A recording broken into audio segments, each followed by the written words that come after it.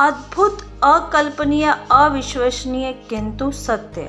अगर आपसे कोई पूछे भारत के सबसे अधिक शिक्षित विद्वान व्यक्ति का नाम बताइए, क्या आप जानते हैं जो डॉक्टर भी रहा हो, वकील भी, आईपीएस अधिकारी भी, आईएएस अधिकारी भी, विधायक, मंत्री, सांसद, चित्रकार, फोटोग्राफर, मोटिवेशनल स्पीकर, पत्रकार भी रहा हो, कुलपति, संस्कृत गणित का विद्वान हो, इतिहासकार भी रहा हो, समाजशास्त्र, अर्थशास्त्र का भी ज्ञान रखता हो, जिसने काव्य रचना भी की हो? अधिकांश तो यही कहेंगे कि क्या ऐसा संभव भी है, इज इट पॉसिबल। पर आप एक व्यक्ति की बात कर रहे हैं, किसी इंस्टीट्यूट की या किसी संस्थान की।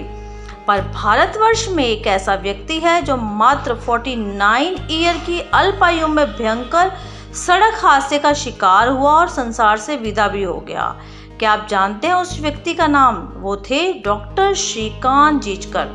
श्रीकांत जिचकर का जन्म 1954 में एक संपन्न मराठा कृषक परिवार में हुआ। वह भारत के सर्वाधिक पढ़े लिखे व्यक्ति थे, जो गिनीज बुक ऑफ रिकॉर्ड में भी दर्ज है। डॉक्टर श्रीकांत ने 20 से अधिक डिग्री हासिल की, कुछ रेगुलर और कुछ पत्राचार के माध्यम से। वह भी फर्स्ट क्लास गोल्ड मेडलिस्ट। कुछ डिग्रियां तो उच्च शिक्षा में नियम न होने के कारण उन्हें मिल तक नहीं पाई, जबकि इम्तिहान उन्होंने दिया था। अगर उनकी आप डिग्रियां सुनेंगे तो उनकी योग्यता तो आप हैरान रह जाएंगे। MBBS, MD, gold medalist, LLB, LLM, MBA, bachelor in journalism, Sanskrit में डीलिट की उपाधि, MA English, MA Hindi, history, psychology, sociology, political science, archaeology और एंथ्रोपोलॉजी, इन सब में तो उन्होंने एमए की। उसके बाद श्रीकांत जी 1978 यानी 1978 बैच के आईपीएस व 1980 बैच के आईएएस अधिकारी भी रहे। 1981 में महाराष्ट्र में विधायक बने।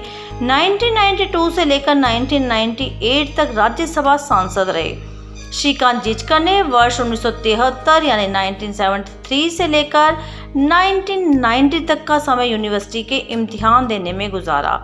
1980 में आईएएस की केवल 4 महीने की नौकरी पर इस्तीफा दे दिया। 26 वर्ष की उम्र में देश के सबसे कम उम्र के विधायक बने। महाराष्ट्र सरकार में मंत्री रहे। 14 पोर्टफोलियो हासिल कर सबसे प्रभावशाली मंत्री रहे।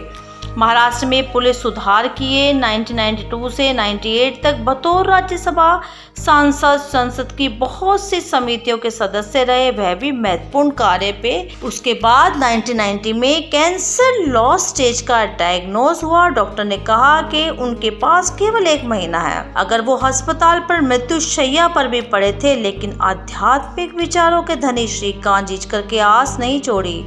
उन्होंने उसी समय एक सन्यासी ने उन्हें अस्पताल में आकर बताया कि संस्कृत भाषा शास्त्रों का अध्ययन करने के लिए उन्हें प्रेरित किया और कहा कि तुम अभी तो मर भी नहीं सकते, अभी तुम्हें बहुत काम करना है।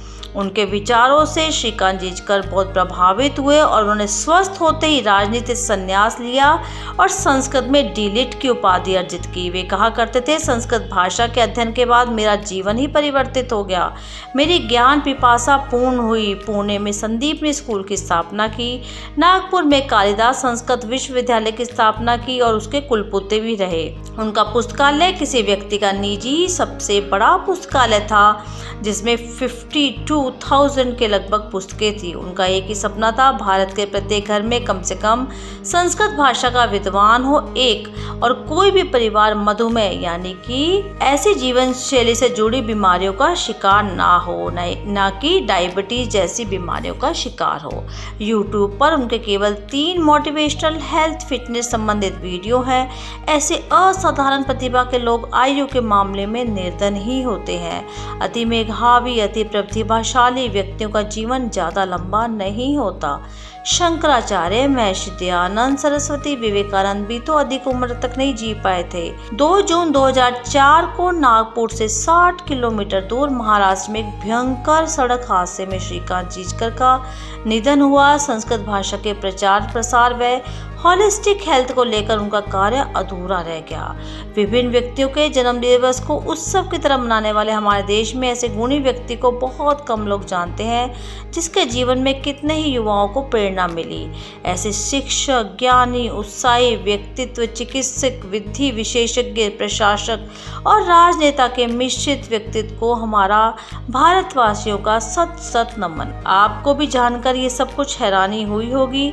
अगर आपको ये चीज़ अच्छी लगी, ये बातें अच्छी लगी, श्रीकांत जी के बारे में आपको कुछ नया जानने को मिला, तो D5 हिंदी को अवश्य सब्सक्राइब करें और कमेंट बॉक्स में अपने महत्वपूर्ण कमेंट्स ज़रूर लिखें।